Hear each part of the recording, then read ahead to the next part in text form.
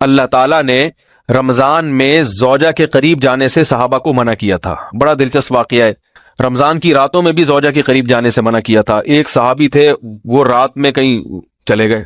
اب بڑے پریشان ہوئے، رسول اللہ صلی اللہ علیہ وسلم کے پاس آئے، عرض کیا یا رسول اللہ مجھ سے غلطی ہوئی، رمضان کی رات میں نے اپنی زوجہ کے قریب چلا. آپ نے فرمایا کیوں؟ وہ بڑا دلچسپ واقعہ ہے، بس بظاہر تھوڑا حیا کے خلاف بھی ہے لیکن اتنا بھی نہیں ہے.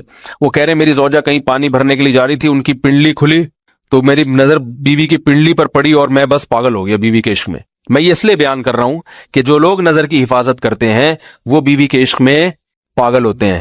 جو دن رات انٹرنیٹ پر پنڈلیاں دیکھتے رہتے ہیں انہیں بیوی کی پنڈلی بھی کیا شکل بھی اچھی نہیں لگتی ان کو. بد نظری کا یہ عذاب ہے، وبال ہے کہ جو اللہ نے گھر میں آپ کے لیے بٹھائی ہے وہ آپ کو اچھی نہیں لگے گی. تو نظر کی حفاظت کیا کرو، اس سے آپ کو اپنی بیوی سے عشق ہوگا، محبت ہوگی. بات آ رہی ہے سمجھ میں؟ تو اب دیکھو کیسا روزے کی حالت ہے. رمضان میں پابندی ہے، اسلام میں حکم تھا جو رمضان میں بیوی سے ہم بھی طریقہ کا 60 روزے لگاتار رکھنے پڑیں گے. کتنا بڑا جرم، لیکن صحابی سے برداشت نہیں ہوا. صرف زوجہ کے پاؤں پہ نظر پڑی ہے تو وہ کیسے بیوی سے محبت کرتے ہوں گے اور وہ بیوی کے بغیر رہ سکتے ہوں گے. اور آج لوگوں کے فون آتے ہیں، ہماری بیگم جس میگے جاتی ہے اتنی خوشی ہے، ایسا اچھا سا فیل ہوتا ہے، ایسا عجیب سا محسوس ہو رہا ہوتا ہے جیسے آزاد ہو گئے. تو میں کہتا ہوں ظاہر ہے اب تمہیں موقع مل گیا کنڈی لگانے کا، ٹھیک ہے نا، اور آنکھ مٹکے کرنے کا، تو خوش تو ہوگے.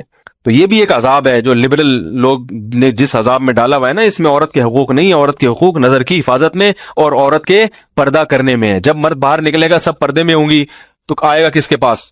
بیگم کے پاس ہی آئے گا. تو اتنے منہ کالا کرنے کے راستے کھول دیے ہیں تو ظاہر ہے پھر کامیاب ازدواجی زندگی نہیں ہوتی. تو نبی کے پاس آئے، عرض کیا یا رسول اللہ میں برداشت نہیں کر پایا. تو آپ مسکرا دیے.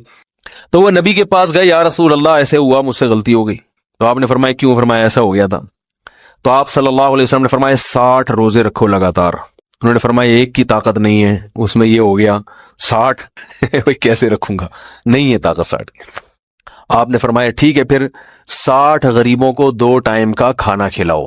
فرمایا اس کی بھی طاقت بولو بھائی نہیں ہے. اتنے میں ایک صحابی لائے کوئی چیز صدقہ کرنے کے لیے. تو آپ نے فرمایا چلو اصل حکم تو یہی ہے کہ 60 روزے یا پھر 60 غریبوں کا کھانا، وہ نہیں تو چلو فی الحال ان کو تنبیہ کے لیے کچھ ان سے صدقہ کروا لیتا ہوں. فرمایا چلو یہ فلاں خیرات کی ایک چیز لے کر آئے ہیں، تم یہ لے کے غریبوں میں بانٹ دو. انہوں نے فرمایا مجھ سے زیادہ غریب پورے مدینہ میں بھائی کوئی بھی نہیں. آپ صلی اللہ علیہ وسلم مسکرانے لگے، فرمایا جاؤ کھاؤ اور بچوں کو کھلاؤ. اور بھائی غلطی بھی ہوئی اور گھر میں راشن بھی آ گیا.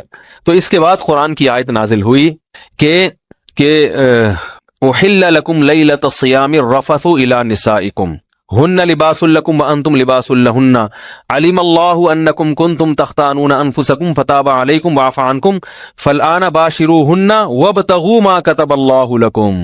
فرمایا اللہ کو بتائے کہ تم اس حکم پر عمل نہیں کر سکتے، لہٰذا رمضان کی راتوں میں تمہیں اپنی بیوی کے پاس جانے کی اجازت ہے، لہذا ان کے پاس جایا کرو اور اس اولاد کو تلاش کرو جو اللہ نے تمہارے مقدر میں لکھ دی ہے. قرآن جہاں بھی بیوی سے ریلیشن قائم کرنے کی بات کرتا ہے اولاد کا ذکر لازمی کرتا ہے، یعنی تلاش کرو اس اولاد کو جو اللہ نے تمہارے لیے لکھ دی ہے.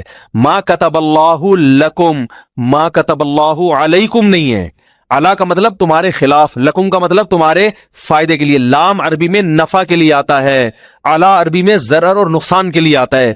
فرمایا یہ نہیں کہ اس اولاد کو تلاش کرو جو بطور پینلٹی کے اللہ نے تمہارے متھے لگا دی ہے، جو اللہ نے تمہارے فائدے کے لیے لکھ دی ہے. اس سے پتہ چلتا ہے اسلام اولاد کی کثرت پہ کس قدر حریص ہے. بات آ رہی ہے اور بھی اس